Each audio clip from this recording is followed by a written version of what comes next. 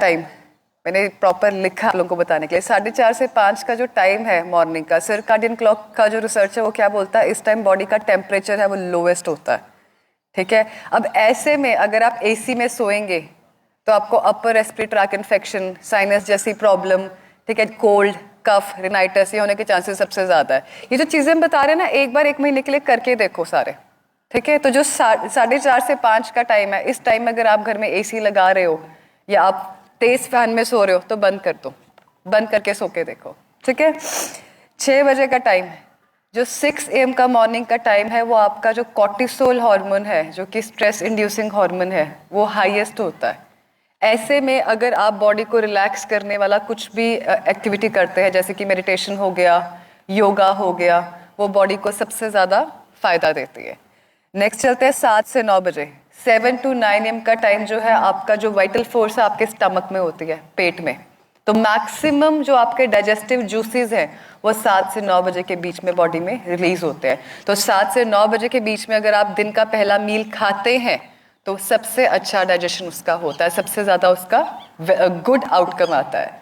7 बजे जो है आपका बीपी भी फ्लक्चुएट करता है। अच्छा, कोई जिसने कभी भी हार्ट इंस्टीट्यूट में काम किया हो उसको पता होगा, जो 7 बजे का टाइम है अक्सर स्ट्रोक आना है किसी पेशेंट को, या जिस पेशेंट की टेंडेंसी है हार्ट की बीमारी है, उनको 7 बजे के टाइम के आसपास टेंडेंसी रहती है फ्लक्चुएशंस की। तो ऐसे में अगर कोई आपके घर में पेशेंट है जिसको बीपी की प्रॉब्लम है या हार्ट डिजीज है या ऐसा कुछ भी सिनेरियो है, कोशिश करो कि उस इंसान को गुस्सा नहीं है। अगर कहते हैं ना सुबह सुबह क्या सड़ी सी बात कर दी, गुस्सा क्यों कर रहे हो, सुबह सुबह नहीं गुस्सा करते होते, कह देते हैं ना ऐसे, क्यों? क्योंकि जो 7 AM का टाइम है, रिसर्च क्या बोलती है, जो आपका वाइटल फोर्स है that is in your, that enhances your, that affects your cardiac activity and your BP. ऐसे में अगर पेशेंट कुछ भी ऐसा करेगा जिसकी वजह से वो गुस्सा खा के बीपी हाई करेगा, that can be harmful for his heart condition.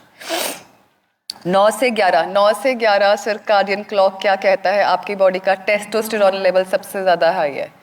तो अगर आपको कोई भी ऐसा फोर्स वाला वर्क करना है, एक्टिविटी करना है, जैसे जिम वर्कआउट करना है, ठीक है, तो ये वाला जो आपका टाइम है वो बेस्ट है। तो इसी तरह जो आपका दिन का सारा साइकिल है वो सर्काडियन के हिसाब से एक क्लॉक बना हुआ है। हम लोग आपको यहाँ पे बोलते हैं कि सुबह उठ के योगा करो, मेडिटेशन करो, ठीक है, शाम को अर्ली सो, कहते हैं ना early to wake and early to sleep अच्छा होता है। तो ये पैटर्न्स क्यों बने हैं? ये आपकी बॉडी के छोटी छोटी चीज़ों को सिंक्रोनाइज्ड करने के लिए। देखो ह्यूमन बॉडी ना एक मशीनरी की तरह काम करती है, हर मशीनरी की सेटअप और डिफॉल्ट सेटिंग अलग अलग है। हम लोग यहाँ पे हर वो चीज़ कोशिश करते हैं। इंटीग्रेटेड का मतलब ही यही होता है कि हर चीज़ को कंबाइन करके यूज़ करना जो पेशेंट के लिए बेनिफिशियल हो। ठीक है, ऐसा नहीं है कि हम लोग पेशेंट्स को एकदम से बोल देते हैं कि आपका डायलिसिस स्टॉप कर दो, डायलिसिस बंद हो जाए। Dialysis is supportive treatment. जिस पेशेंट का ऑलरेडी डायलिसिस चल रहा है, हफ्ते में 3 बार चल रहा है या हफ्ते में 2 बार चल रहा है, उसको बड़ा क्लियर कट ये चीज़ अंडरस्टैंड करनी होगी कि आपकी विद टाइम फ्रीक्वेंसी कम होगी। 10 दिन में डायलिसिस बंद नहीं होगा, 10 दिन में जो है किडनी की फंक्शनिंग इंप्रूव होगी। किडनी की फंक्शनिंग इंप्रूव होगी तो धीरे धीरे जो डायलिसिस की रिक्वायरमेंट है टॉक्सिन्स को रिंस करने की, वो अपने आप ऑटोमेटिकली स्लो डाउन होती जाएगी। ठीक है जी। और इसका जो मार्कर है, आप लोग अक्सर क्रेटिनिन को लेके, यूरिया को लेके बॉदर करते हैं। ठीक है, जो आपका किडनी की फंक्शनिंग का मार्कर है वो आपका GFR होता है, जो है आपका ग्लोमेरुलर फिल्ट्रेशन रेट, कि आपकी किडनी कितना फिल्टर कर रही है। कैंसर के पेशेंट्स पे आ जाते हैं। कैंसर का पेशेंट है कोई हमारा यहाँ पे? कोई भी नहीं है। कैंसर की बीमारी कैसे होती है?